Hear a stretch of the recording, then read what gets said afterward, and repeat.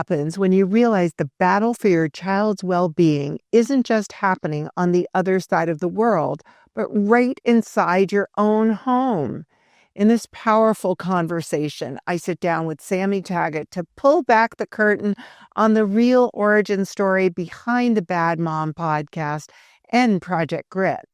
From my early work building hospitals and schools in Uganda to working with girls in India to facing the mental health crisis that's gripping kids right here in the U.S., this episode is deeply personal, and it lays the foundation for everything to come. We talk about the hidden epidemic of childhood anxiety, the addictive power of technology, and the hard-earned wisdom that's guided me through my own parenting journey. And most importantly, we explore what you can do to protect your kids, take care of yourself, and join a movement that's not just about parenting, it's about healing. If you've ever wondered where to even begin, this is your starting point. Welcome to the Bad Mom podcast. They say it's your fault, but the system is what's broken. This is the Bad Mom podcast, Parenting the Anxious Generation. Real talk for parents fighting for their kids in a world built to break them, where we're left trying to parent the anxious generation with our hands tied behind our backs. Your kid isn't broken. They're under attack. Welcome to the Bad Mom podcast, Parenting the Anxious Generation with Vivian Glyck. This is the resistance. Vivian, it's so nice to be back here. You and I have had this continued conversation for a few months now about Project Grit, the Bad Mom podcast, and raising children in an anxious generation. Your mission has literally caught fire, and people are so excited to know more, learn more about what they can do. I think it's funny as we laugh at this because it's happened 100% of the time where someone says, "Oh, I love the name, the Bad Mom podcast." And then you follow up with Parenting the Anxious Generation. And they go completely solemn and they say, "Whoa, I need that help." So this is definitely the show for anyone that has kids, knows parents with kids, which is everybody. Those people who have kids. Those people that have the kids that are trying to figure out what to do in this generation. So, walk us back to where this started for you. Yeah. So, first of all, I am so excited to open up this conversation about what's going on with kids in the U.S. in particular, and the issues that are facing parents and communities and schools and our whole workforce around mental health and what's happening with this generation. And my background is I've been working with adolescents in the developing world for nearly 20 years now. In 2006, I started the Just Like My Child Foundation, and it was really inspired by the birth of my own son. And really, once he was born, taking a look at, oh my gosh, keeping this child alive it's a thing, right? Like, you are really given this incredible honor and fear and all of the things in between with raising a child. And so I just fell madly in love with my son, Zach, when he was born. And the minute that he was born, his lung collapsed and he ended up being sent into the NICU, taken right out of my arms to the NICU. And I didn't see him for a couple of hours after that because I had had a C-section. I couldn't go with him. And I just remember feeling like there was nothing that I wouldn't do to get next to him as soon as possible. And as soon as I could stand up, I'm shuffling down the hospital hallway, with that stupid Johnny on with open in the back, trying to not let my butt hang out. And, until I got to him. And then I'm like, the nurses were like, I don't know if you can touch him. I'm like, oh, you bet I can touch him. Give me that kid. He's mine. And that was kind of like the beginning of everything. And then and then he recovered because he was in this incredible medical facility in the developed world. And very soon thereafter, I started to really see what was going on. And I think my heart was just blown wide open to take in what was happening with kids just like him all over the world, and particularly in Africa. And I started to learn how every 30 seconds a child was dying of malaria, a mosquito bite, a completely preventable thing on the other side of the world. There were 12 million children in Africa at the time who had been orphaned by the AIDS virus. And I found out that nearly 20 million people in Africa had died of AIDS. And I was like, what? Like, why isn't this on the front page news? Like, what's going on that we're hearing about at the time whether Britney Spears is wearing underwear when she's getting out of her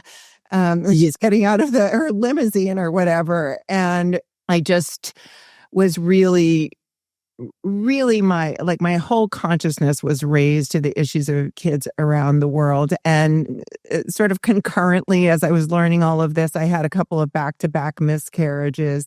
And I just realized I could have had another biological baby. I knew if I pursued it, I could have, but I decided that I wanted to have 10,000 kids. And the refrain in the back of my, of course, and now it's like 400,000. But the refrain in the back of my mind was, these kids are just like my child. What wouldn't I do? What wouldn't anyone do in order to keep their own child alive, in order to make sure that their own kid was healthy? And one thing led to the other. I ended up in Uganda. Very first night I was there, I watched an adolescent girl die in childbirth as her mother looked on. And then her daughter, whom she did give birth to, a live birth, survived.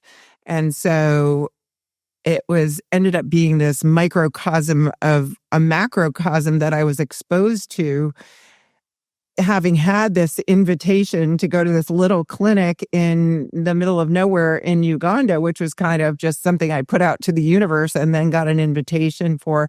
And then I just, through the years of what ensued to be a wonderful relationship with this small clinic, I got to see that this was very much not just an individual case. It wasn't an isolated case. It's that this was what was happening for adolescent girls, that what I saw in front of me was in some ways such a gift because it was a reflection of what was happening for thousands and thousands and millions of girls. We ended up just having a miraculous encounter in East Africa, in Uganda, and created relationships that I've had for 20 years. But what we really started to see over the years was that no matter what we did, we built hospitals, we built schools, we brought in new medications, doctors, all of that is fantastic, but nothing was going to make a difference until we interceded in the life of an adolescent girl to be able to give her the power to say no to forced child marriage, early pregnancy, rape, disease, etc. And we ended up creating a program called Girl Power Project, which is now a scientifically proven replicable curriculum that is shown to keep girls in school, avoiding forced child marriage, being able to have control over her own body, her own uterus. As they say, nothing in the world is going to change until you give a girl control over her own uterus. I mean, that makes all the difference in population growth and the way that kids are raised and their ability to educate their own kids, et cetera, et cetera. When you take that power away from her, she doesn't have the ability to manage her family. And so we ended up being able to put tens of thousands of girls through this program, to graduate them through this. We worked very closely with the community. We never did anything just kind of coming in like, oh, we're going to save everything. Everything has just been hand in hand with developing an extraordinary community there. And then we were so successful with that that we have launched in India with only 1.4 billion people and hundreds of millions of adolescent girls who are at very high risk there. But, kind of all along the way, Sammy, this is happening concurrently where I'm looking at what's happening in the US and really what is happening with that child in the Just Like My Child name, my very own son, and the issues that were happening with social media and with technology and what happened during COVID and isolation and this incredible breakdown in childhood for our youth. And the what I saw up close as a mother who loves her kid more than anything, and the struggles that my son ended up going through, and the real sort of mental health struggles and challenges, and managing myself while this was going on, and then looking a little bit closer and going, holy camoli, this is just this one story, just like that girl at the hospital, right? This is that one story. But what's going on with kids in the US around mental health, around consumption of social media, around how they're being completely brainwashed into this kind of social structure that is crazy, is making them crazy, and it's making us crazy. And it is just, I gotta say, it's evil, right? Because who's doing well with this are the people who are propagating the technology. It's like we say, oh, look at all of these tycoons that are, the great output of America, technology, et cetera. But we now know the data and the statistics are there of how social media, access to technology, isolation, not being able, not going outside. We're overprotecting our kids at the same time, how it's really busting their brains. And not only that, this is why I wanted to start the Bad Mom podcast and Project Grit, is it's breaking our brains, right? Because nothing is more heartbreaking than seeing your own kids suffer. And so this is really where I want to take the Project Grit, is to take everything that we've learned about supporting adolescents in the developing world and create toolkits and resources and just talk to the experts. I'm not the expert. I've been learning as I've been going, and I've had so much access to knowledge and information to be able to make an impact for my son and for my own health and well-being and my family, that I want to share it. And let me just kind of summarize what you're taking on here, because shifting out of being in Africa, like in the third world situation, and then realizing that right in your own backyard, in your living room, was the biggest issue with dealing with what Zach was going through, and the amount of resources that you found to support not just him, but first you had to find a way to support yourself. And I think that's something that is, severely overlooked when it comes to, hey, we are parenting the anxious generation. We got to help these kids. But I think it's really important to talk about the importance of Project Grit as not just helping the kids, but first and foremost, what you have to do, like they say, is pull the mask down for yourself first. And I think that was something that you really hit home as we discovered what this show's about and what this movement's about. Can you share a little bit about what was working for you and what you want to embed and seed inside Project Grit for the parents that are going through this? There's so much information out there, but what we are lacking is wisdom, right? The wisdom to manage ourselves, the wisdom to walk away from the devices, the wisdom to know what we can change and what we don't have control over. And you and I have talked about it, my guiding light in all of this. And I think this should be taught in kindergarten and doesn't have to be, just relegated to the sober world, is the Serenity Prayer. And that has been my guiding light. That I think you can hold up any issue in your life to the Serenity Prayer, God grant me the serenity to accept the things I cannot change, the courage to change the things I can, which is, what can you change about yourself, right? Whatever's going on out there, politics, all this horrible animosity we all have towards each other. Like, you can't get on some chat and change anybody else's mind about anything. You can only change yourself and the wisdom to know the difference. And I think when it comes to parenting the anxious generation, for me, knowing what was my business, knowing what I could control, knowing what I couldn't control, I just found so much that when I was really able to change my attitudes, to change my behavior, to change my belief systems, that was when my kids started to get better. And I also want to speak to what's really unique about this show and really unique about you in general, because of the momentum you had with the Just Like My Child Foundation and Girl Power. You amassed such an incredible army of people that supported you. Mm-hmm. And in the network that you've been and lived for 20, 30 years, one thing that struck me as very unique and very potent about this show is that you have so many people in health and wellness, personal development, and business. Like, you have these incredible people with your husband, Mike Koenigs, who has been with Tony Robbins, Dean Graziosi on the business front. And then you guys are best friends with people like Dave Asprey and JJ Virgin. All of these people are focused solely on the health and wellness of people.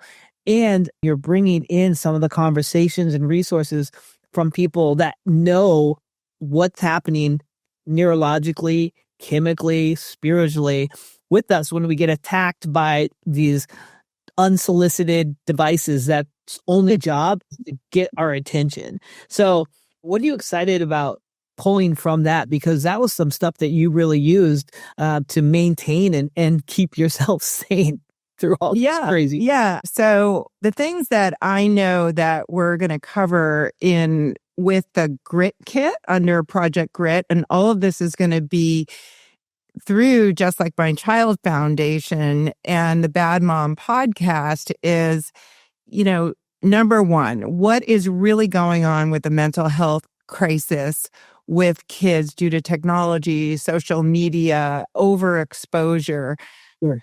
How can a parent take care of themselves? Like, what does self-care look like? What does your own technology use look like? Because you can only control yourself, right? Also, listen, when kids at 2 years old are given an iPad, you start messing with their dopamine. You start messing with the way that they're utilizing the technology, their access to videos, et cetera, how they start doing it. And it absolutely hijacks their dopamine receptors, and you start these cycles of addiction. And so, and ultimately that just continues into substance abuse. And this is why we're seeing such a crisis around addiction and substance abuse. So I definitely want to talk about addiction. We're all addicts. If you're a human, you're an addict somewhere. But really, what are some of the recourses? What are some of the support systems in the sobriety world, et cetera? I also want, like you had talked about, we know so many amazing people who are in brain development, nutrition, food and food supply, sleep. What are the pillars of mental health that we can talk about? And, when I talk about Bad Mom and why is it the Bad Mom podcast? Because I felt like a bad mom. I have wondered, what is it that I'm not doing? What have I done wrong? What can I be doing better? And I think, so many people, parents, respond to this because there's always a moment where we feel like, am I doing good enough? And I really want to address the mental health for ourselves around this. And then also how to create community. Because I've really seen this, just even over the last couple of weeks, that isolation is the number one detriment to mental health. when you're alone, when you start just like looping in your brain and you're going down you're sitting in your room with your device or your kid sitting in the room, and like, what are some of the ways that we can really create community and to get ideas from the community about what they're doing to restore mental health? And that thing that I think have really lost a lot of in terms of how to be with each other. The Project Grit Kit is just going to equip you with the resources and the community and Vivian's vast array of connections and the conversations that she has, so that you are so well equipped to understand what you're up against and knowing that there's little steps we can take. Is that accurate, Vivian? Yes, absolutely. And I think, I kind of came up with this manifesto, and, I want to live in a world that cares about children's happiness and is committed to protecting their mental health from, the documented disastrous impact of social media, and where children are excited about their future and they know that they're going to have an amazing life. And I think that that's something that we can all agree on. And how many things are there out there right now that we feel like we can all agree on? Or we can all agree on? Very few. And I think what is so amazing, Vivian, when we first started this project with you, instantly, I would say overnight, Ray, my wife, and I, we spread this message pretty far and wide, just to be like, hey, who's interested in this show? Everybody. It's not, I have never seen a show where everyone's like, I want to see this show. What can I do? How do I support? Where can I go? And for those of you guys listening, all you need to do right now is in the show notes. You can join the Bad Mom Podcast, subscribe, make sure that you are listening. You have the notifications on. That's easy. For those of you guys that have a friend with kids, which is all of you, this is the show you need to share with them. This is the show that could literally change the trajectory of their kids' lives and definitely change the trajectory of their enjoyment with their family. There's no better time right now than right now to share this episode with somebody that is struggling with the kid from Roth's age. My son, he's 2.5. Once we pulled the device from him, he's been a much calmer kid. Once we understood what was happening, one thing you said in this conversation, which was shocking, you used the words 2-year-old and addiction. Like, when in the most evil of times is something addictive to a 2-year-old? That is, other than sugar, that is the worst combination you could give a 2-year-old who cannot control his dopamine nor know how to shut it off. And you said it nail on the head, that it is evil. And it is something that needs to change. And it is through shows and missions like this, Vivian, that we will do that.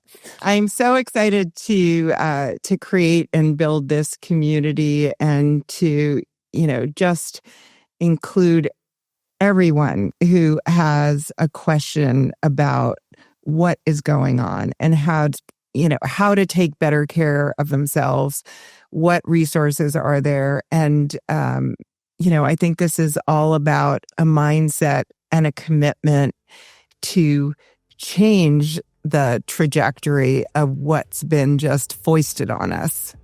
All right, guys, we'll see you in the next episode of the Bad Mom Podcast, where Vivian will be peeling back the curtains on a myriad of different topics and solutions for you and your family to make sure that parenting the anxious generation doesn't have to be scary or something that you're lost in.